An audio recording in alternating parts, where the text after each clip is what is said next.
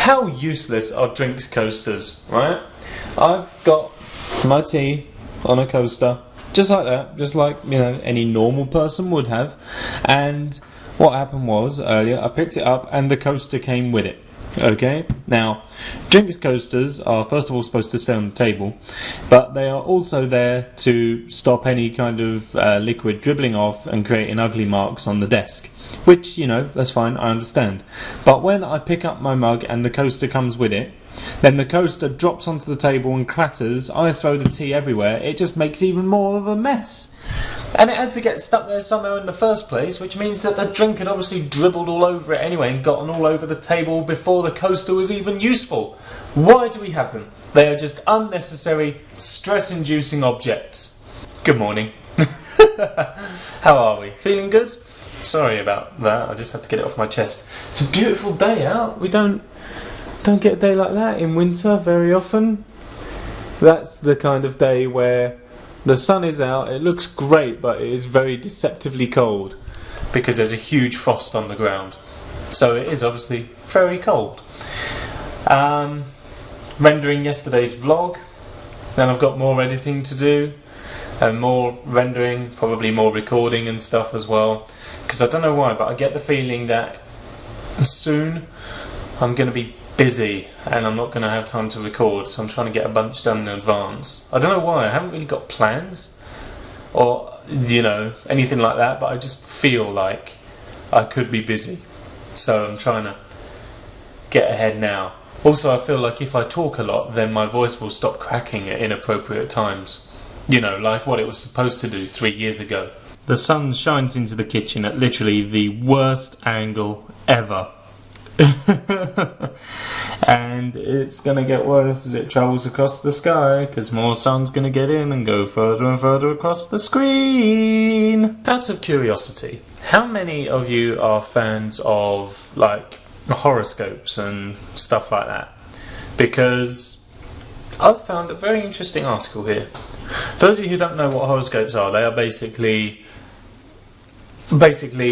depending on like the moon and the stars and where the planets were aligned and all that kind of space agey stuff, depending on where they were when you were born, that somehow influences how you are as a person and how your life is going to run. I am a Taurus. I was born on 24th of April, and therefore people might believe that because I'm under the sign of the bull, I'm quite aggressive or whatever, stuff like that. Personally, I don't buy into them a whole lot. Read them at the end of the day, then look back on the day and find out how accurate they were.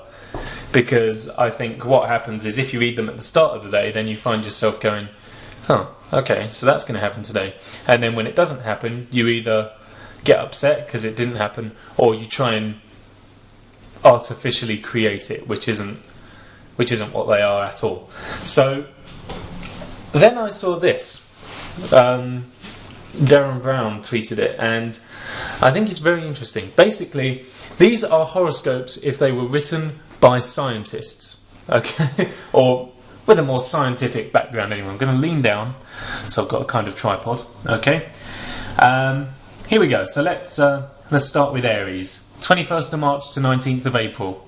So if you're in that month, or in those months, sorry, then you're in Aries. You've never been that bright, Aries, and medics at Indiana University have put this down to a heightened use of pesticides around the time of your birth. You also sometimes feel that you're sleepwalking through life. Give in to the feeling. It's just narcolepsy, more likely in those born in March than in April. Taurus, 20th of April to the 20th of May. Oh, Taurus, sometimes you're on top of the world, other times you just can't get out of bed. Your friends are confused. What's going on? Tell them that babies born in May are happier. They first experience the world in summer. They are also more likely to suffer from seasonal affective disorder. Depression hits in the darker months. Gemini, 21st of May to the 21st of June. Children born at this time are often better behaved and less likely to play truant. Maybe it's time to let loose a bit, Gemini. Stop being such a goody two-shoes. Cancer, 22nd of June to the 22nd of July. Cancerians, you usually think yourselves lucky due to low rates of postnatal depression in mothers of summer babies. Your instincts are off, however. You're at a slightly higher risk of Hodgkin's lymphoma, according to Danish research from 2003. Leo, 23rd of July to the 22nd of August. Your friends tell you you're just not the maternal type. That's right. Austrian research finds that those born now grow up to have the fewest children. Virgo, 23rd of August to the 22nd of September. You keep telling people you're big boned, but they don't believe you. It's true though. Your mother got more sunlight as her pregnancy progressed, and the vitamin D gave you thick, strong bones. Libra, 23rd of September to the 22nd of October. Librans, you have the best chance of becoming a professional footballer. You'll be one of the biggest children in the school year and get picked for the best team early on. Things will progress from there. Hooray for Jupiter in the ascendant, or whatever. Scorpio, 23rd of October to the 21st of November. This year is as good a time as any to take up yoga, because you'll be feeling flexible and energetic, partly because of your low risk of arthritis and multiple sclerosis, because your mother got plenty of sunlight late in her pregnancy. Sagittarius, 22nd of November to the 21st of December. Sagittarians like to live life at the sharp end. December babies are the most likely to become dentists. But take off those plastic gloves and have a rest in the chair. Cold temperatures at birth increased your risk of eczema and heart disease. Capricorn, 22nd of December to the 19th of January. Capricornians, you are clever, tall and successful. Your mother was pregnant in the summer and ate lots of fruit and vegetables. If you have one flaw, it's that irritating tendency to have epilepsy, caused by prenatal winter infections. Aquarius, 20th of January to the 18th of February. This year you'll be as clear-sighted as ever. Low levels of daylight at birth gave you better long-distance vision. Older Aquarians may be feeling under the weather though. An early lack of vitamin D has been linked to depression in later life. And finally, Pisces, 19th of February to the 20th of March. Assertive, successful, bossy.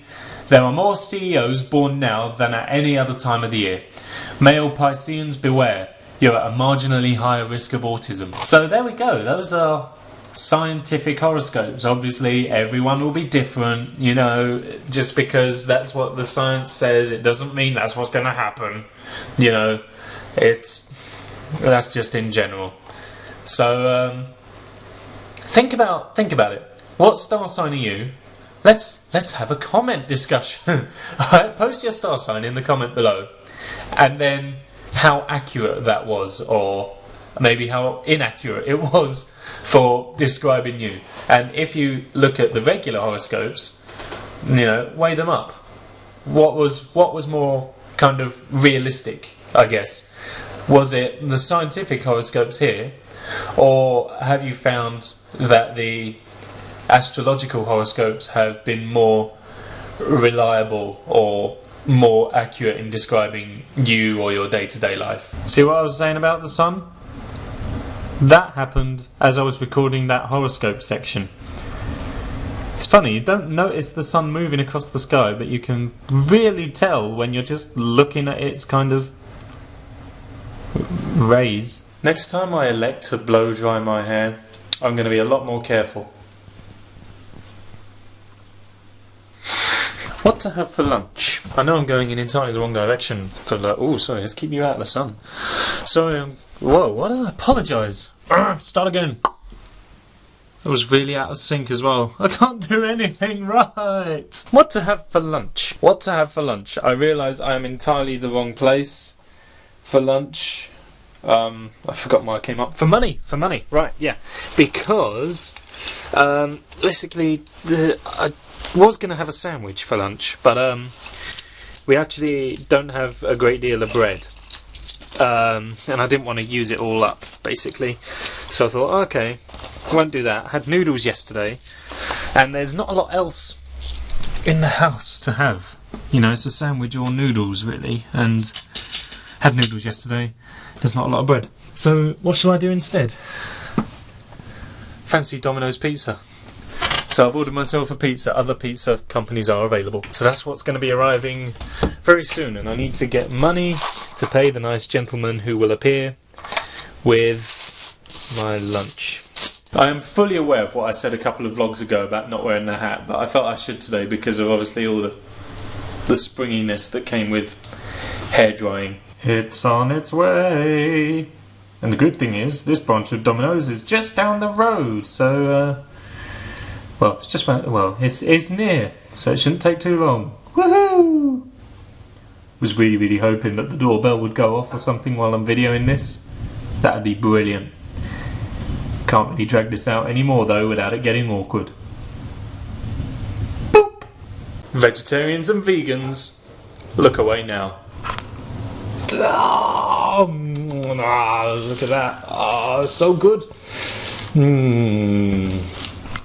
Safe to look back now. I promise.